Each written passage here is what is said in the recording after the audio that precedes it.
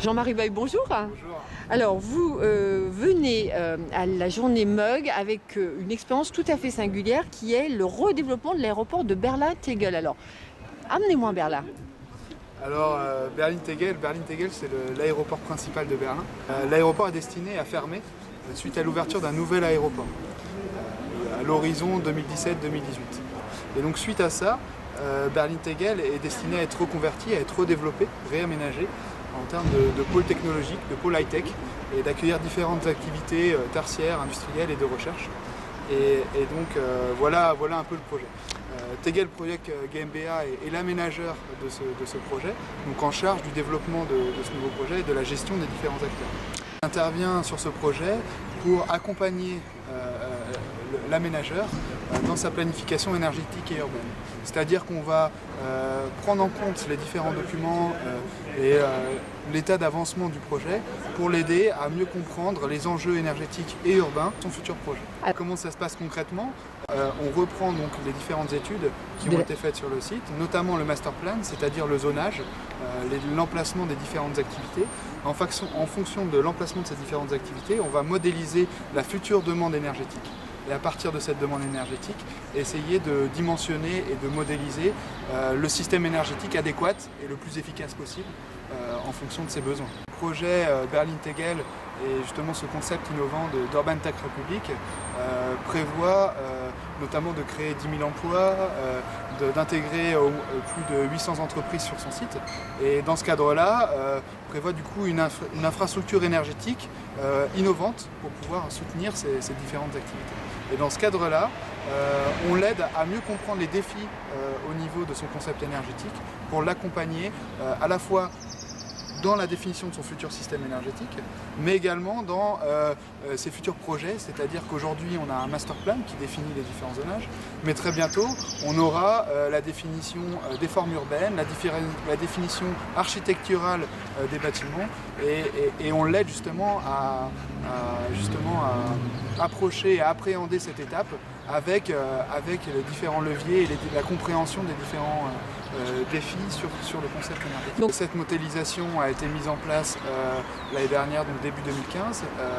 L'outil de simulation finale a été développé au travers de différents workshops, comme je l'ai expliqué, notamment grâce à nos partenaires de la TU Berlin et de leur concept innovant de design thinking.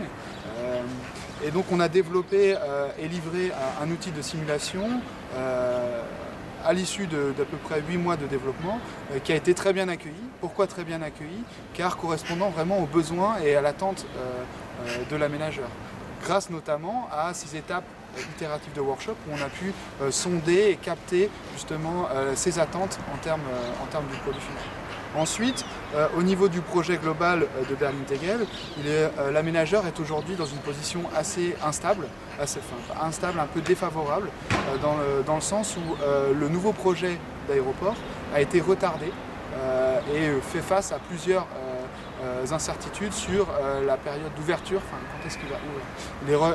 Il est régulièrement retardé, et dans ce cadre-là, l'aménageur du nouveau projet est dans une position notamment vis-à-vis de son commanditaire qui est la ville-État de Berlin, pour justement commencer les travaux et enfin appliquer les différentes études qu'il a menées.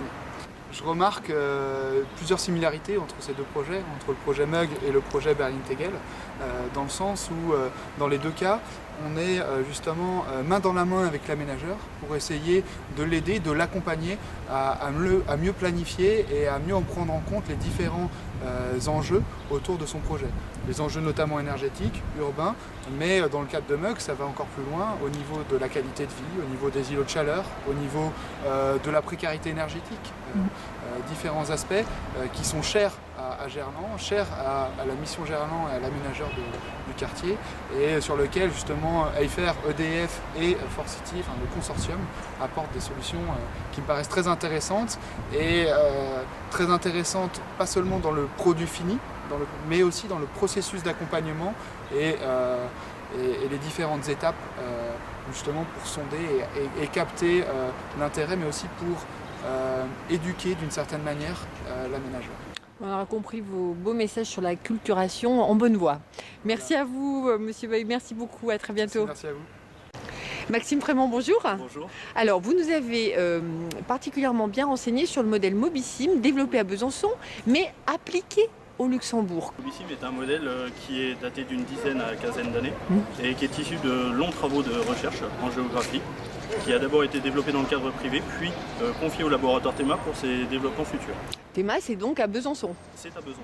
Les hypothèses sont concrètes. Il y a des vrais objectifs d'aménagement au Luxembourg. Le Luxembourg est confronté à des dynamiques, notamment démographiques, considérables, puisqu'il doit faire face à une croissance démographique de plus de 30% d'ici l'horizon 2030.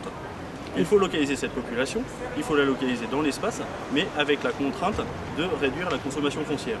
Et un enjeu supplémentaire est de réduire la dépendance automobile, très très forte dans ce pays. Plus de 70% des déplacements quotidiens sont réalisés en voiture.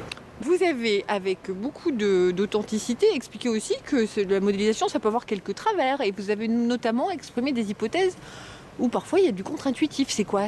Exactement. C'est tout l'intérêt des outils de simulation, c'est de pouvoir tester des hypothèses et de voir des fois regarder des résultats qui ne sont pas tout à fait attendus. Dans le cadre du télétravail, par exemple, on a testé une hypothèse où 10% des salariés à Besançon travaillent chez eux.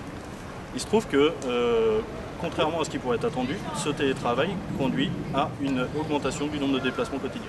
Donc ça veut dire qu'on peut avoir des mobilités très structurées et du coup être modélisables, entre guillemets ? Exactement.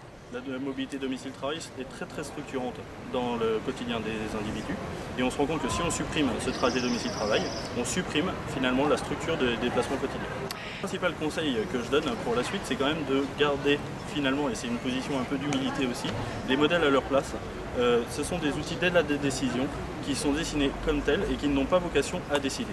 Il convient aux décideurs et aux aménageurs de construire les hypothèses qui en sont au départ de la démarche et d'en tirer les conclusions des résultats qui sont obtenus. Vous nous voyez rassurés. Merci Maxime pour ce mot de conclusion tout à fait intéressant. Merci, au revoir, bon retour. Merci.